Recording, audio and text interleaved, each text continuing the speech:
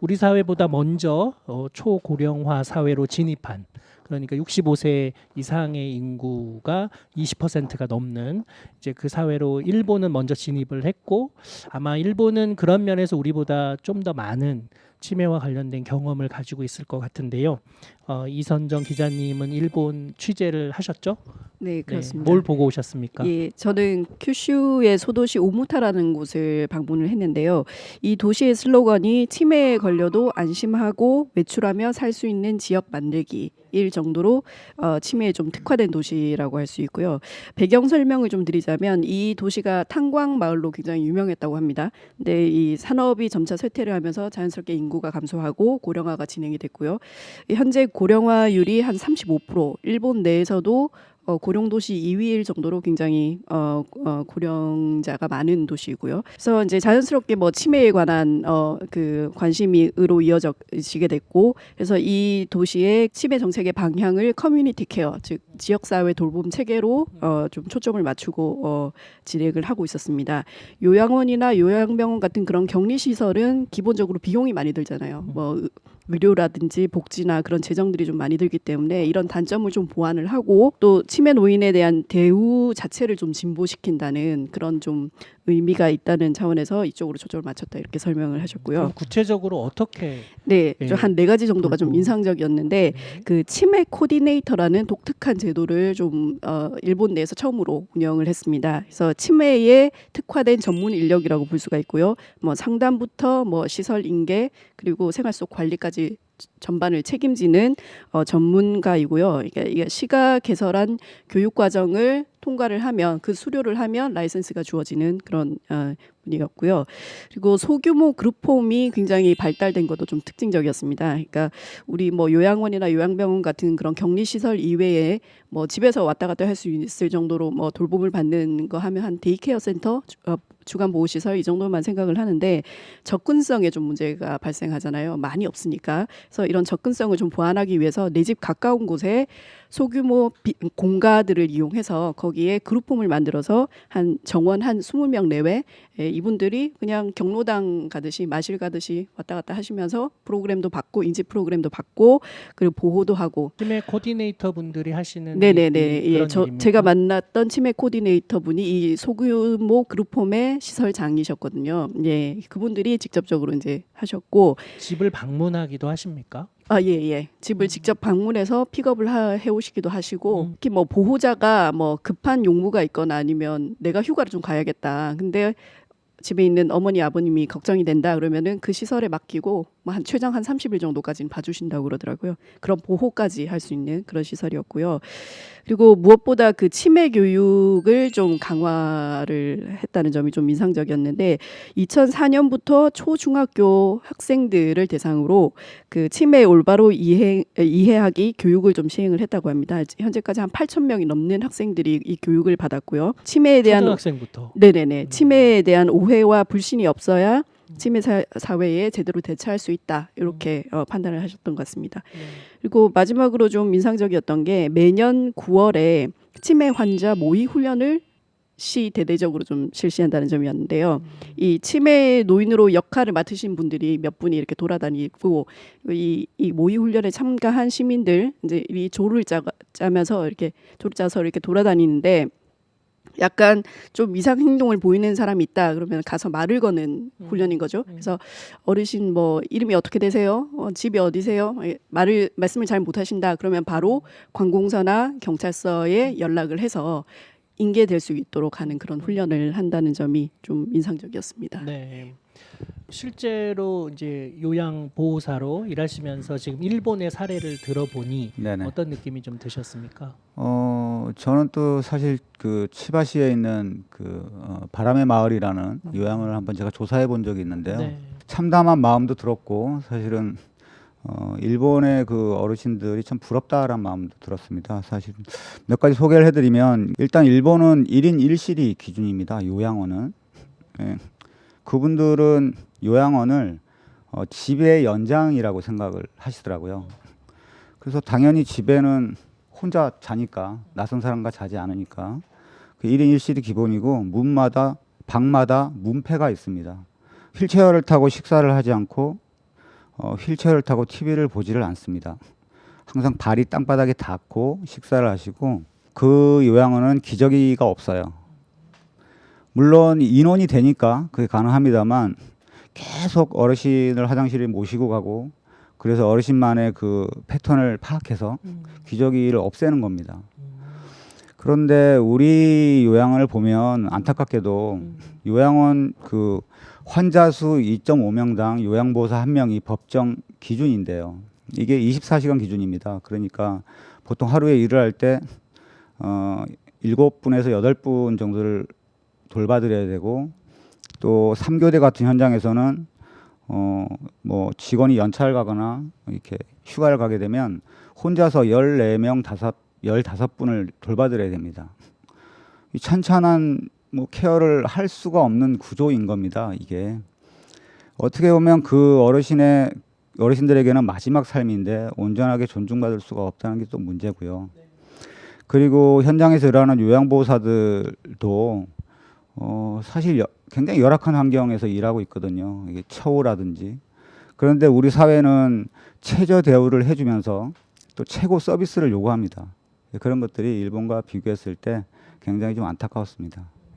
집에서 케어를 하다가 이제 어느 수준이 넘어가면 이제 더 이상 집에서 케어하기는 힘들다고 생각이 들면 이제 이렇게 요양원으로 보내는 게 일반적인 수순인데 그와 비교하면 일본의 취재를 하시면서 이런 거는 우리나라도 좀 도입하면 좋겠다라고 느끼신 부분들이 좀 있으세요? 그 요양원이나 요양병원 같은 경우에는 격리되는 시설이잖아요. 네. 그로까지 가기 전에 지역 사회에서 돌보는 체계. 네. 그러니까 아까 소규모 뭐 유닛 이제 그룹홈이라든지 이제 뭐 그런 거라든지 그리고 유럽 같은 경우에는 치매 카페라고 해서 그 이제 카페처럼 뭐 커피 마시기 아주 들락날락하기 좋은 그런 장소를 여러 군데를 만들어놔서 치매에 걸리신 분들이 그 곳에 오셔가지고 뭐 잡담도 나누고 애프터눈 티도 즐기고 노래도 하고 동화책도 뭐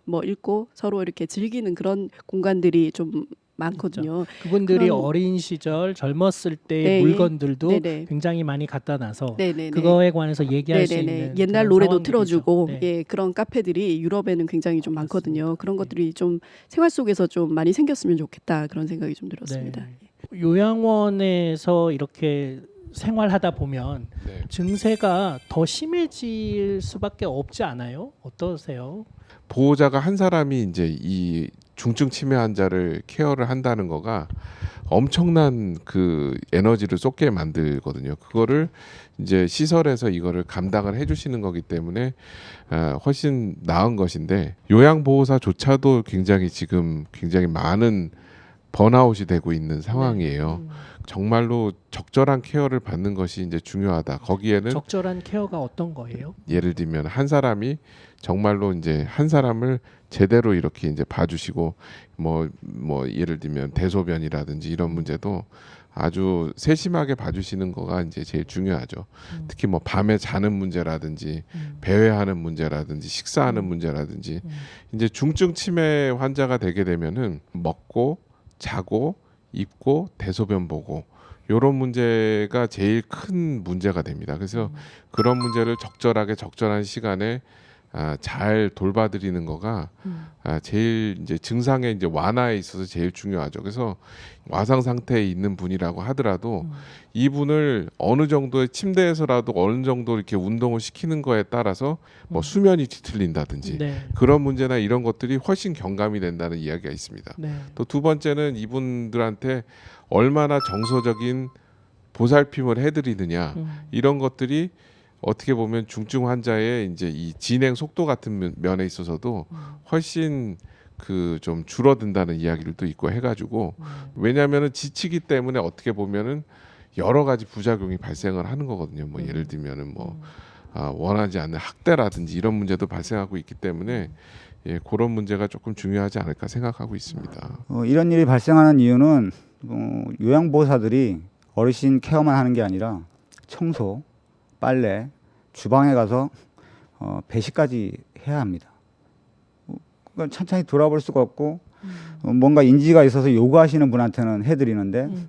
가만히 누워 계시는 분한테는 그냥 방치하게 되는 거예요. 안 그러시는 분도 있지만 실제적으로는 굉장히 힘든 부분이 그게 네. 힘듭니다. 뭐 상황은 충분히 이해가 되는데 치매 환자의 가족 입장에서는 뭐 요양원을 선택할 때 이제 어떤 것들을 보고 좀 선택해야 되느냐 이런 게 또 중요한 이슈일 것 같아요. 굉장히 중요하죠. 네. 그래서 제가 7년 전에는 그리고 한 3년 전에는 여러 가지 말들을 많이 해드렸습니다. 저한테 많이 물어보시니까 뭐 식사, 프로그램, 환기시설, 의복, 또 운동, 산책 많이들 살펴봐라 했는데 지금은 제가 느끼는 건 뭐냐면 자주 보호자께서 자주 찾아뵐 수 있는 요양원이 제일 좋은 요양원입니다. 프로그램이 별로 없고 조금 깨끗하지 않고 시설이 그래도 보호자분께서 매일 자주 찾아오시면 환자들 얼굴이 밝습니다.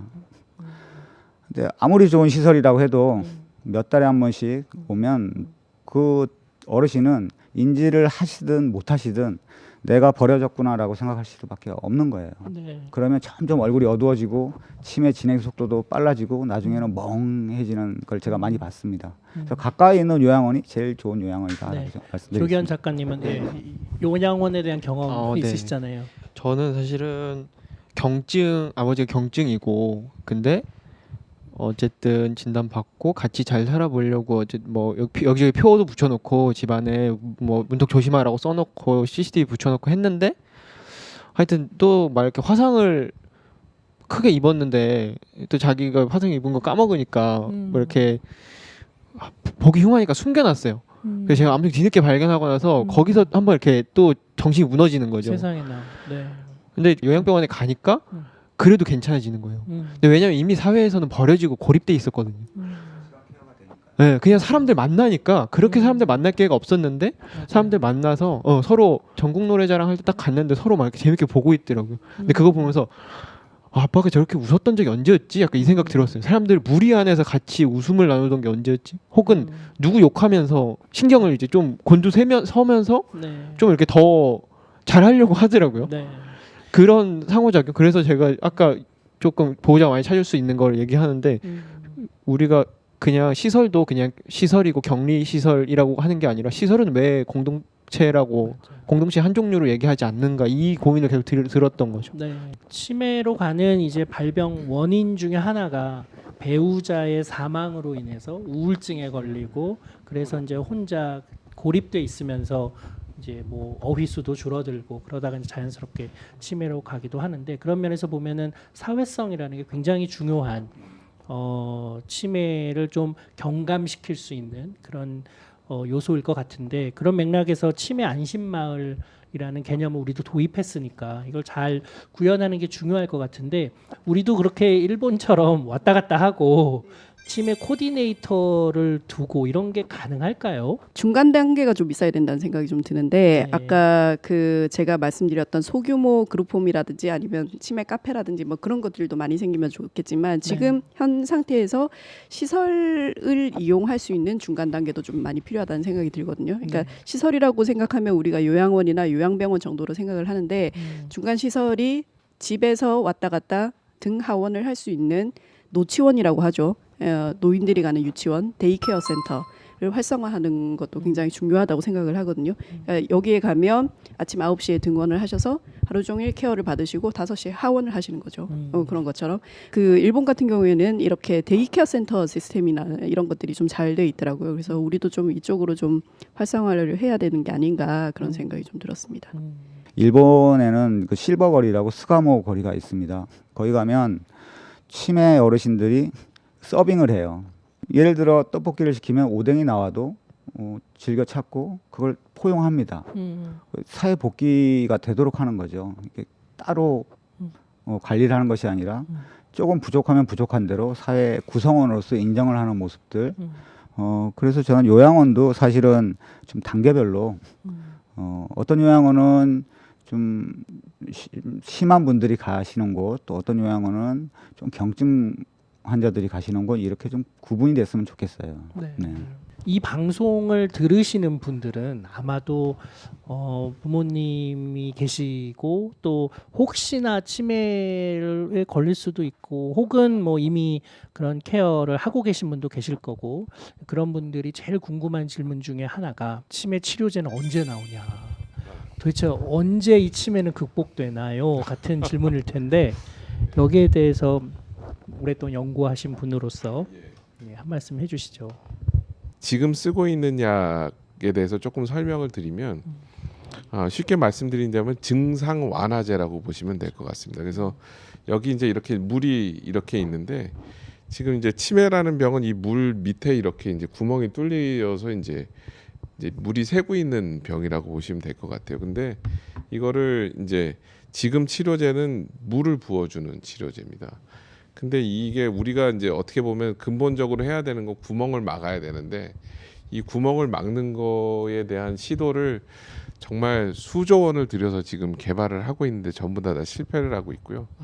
그래서 아직까지는 치매 신약의 개발은 조금 멀지 않겠는가라는 생각을 하고 있고 그러기 때문에 지금 나오고 있는 치료의 대체 개념이 있습니다. 뭐냐면 경도인지 장애 단계에서 재활 치료를 해서 기억력을 높이는 치료를 하거나 다른 요법들을 하거나 운동 치료를 하거나 이렇게 하면은 경도 인지 장애에서 치매로 넘어가는 비율이 조금 지연이 될 수 있어요. 그래서 그런 치매로 이완되는 율을 조금 낮춰보자 하고자 하는 시도들이 많이 있습니다. 그리고 한 30% 정도에 있어서는 우리가 이제 생활 습관 때문에 이제 문제가 되고 있는 경우가 많거든요. 예를 들면 뭐 고혈압, 당뇨, 고지혈, 운동 부족, 뭐 우울증, 수면 뭐 이런 문제들이 있기 때문에 이런 것들을 얼마 정도 통제를 하게 되면은 그 이제 이 인지 장애로 생기는 율이 이제 적어지기 때문에 이것들을 막기 위한 시도를 해서 조금 병이 생기기 전에 조금 막고자 하는 시도들이 있습니다. 그래서 어찌 됐든 신약은 아직까지는 나오기에는 한참 걸릴 것 같다. 네. 두 번째는 이제 이 그 대안으로 나오고 있는 치료들이 조금 있기는 있다. 네. 예, 그 정도 보시면 될 것 같습니다. 나빠지는 기울기를 좀 완화시키는 거. 네. 네. 그거는 얼마나 효과가 좀 있을까요? 예를 들면은 돈의 돈의 폐질이라든지 폐질이. 이런 약을 쓰게 네. 되면은 3년 정도가 이렇게 이제 좋아져요. 네. 좋아지다가 이게 떨어지는 속도가 똑같이 갑니다. 네, 그러면 맞아요. 이제 당신 도대체 그러면 뭐하러 그러면 뭐 치료를 하시오라고 하지만 네. 떨어지는 갭이 이제 크니까 이게 관리를 하시는 분하고 쭉 치료를 하시는 분하고 안 하시는 분하고 이제 그 이 진폭 자체가 이제 차이가 많이 나죠. 그리고 두 번째는 뭐냐면 치료를 하시는 분 같은 경우가 앞서 말씀드린 이제 조 작가님 아버님 같은 케이스에 뭐 예를 들면 행동 문제나 네. 이런 문제가 조금 적어요. 그래서 돌보는 데 있어서도 굉장히 좀 이점이 많고 그 다음에 기능 떨어지는 속도도 조금 좀 이렇게 좀 천천히 떨어지고 하기 때문에 어찌 됐든 지금 이제 조기 발견을 해서 네. 그 이제 쓰고 있는 현재 약을 쓰는 게 제일 최선이고 진단은 엄청 잘합니다. 맞아요. 치료가 안 돼서 맞아요. 그렇지. 맞아요. 네. 예, 그래서 요양원에서도 사실은 네. 그 진단이 굉장히 빠른 게 필요하다고 느낀 게 네. 많은 환자들이 내가 무슨 치매야라고 치매 검사 자체를 안 받으셨다는 거예요. 근데 그런 분들이 그 초기 시간을 놓치면 다른 분보다 급격하게 사실 나빠져서 오시는 경우가 많이 있었어요. 네. 요양원에서도. 네. 치료제가 없다 보니까 그냥 이거를 그 이제 코로나와 함께하는 위드 코로나처럼 네. 위드 치매 이런 식으로 좀 그 사회적인 인식이 좀 전환돼야 되지 않을까. 치매와 함께하는 삶. 네. 그래서 그 2011년에 영국 그 디자인 위원회라는 정부 기구에서 프로젝트를 한 게 있는데 치매와 함께 잘 살기 프로젝트를 했거든요. Living Well with Dementia라는. 네. 그래서 그런 것들도 굉장히 좀 인상적이었었습니다. 네. 예. 근본적으로 치매를 바라보는 사회적 인식 자체를 바꾸는 게 굉장히 필요할 것 같아요. 고쳐야 되는 그런 대상의 질병이 아니라 그냥 네. 함께하는 나이 들매 한 자연스러운 한 현상으로 좀 받아들이는 게 그러니까 어떨까? 네, 그 가족들이 케어해야 하는 그 시기가 5년만 늦춰져도 이제 훨씬 더 좋으니까요. 그러니까 이제 이 시기를 얼마나 늦출까가 핵심인데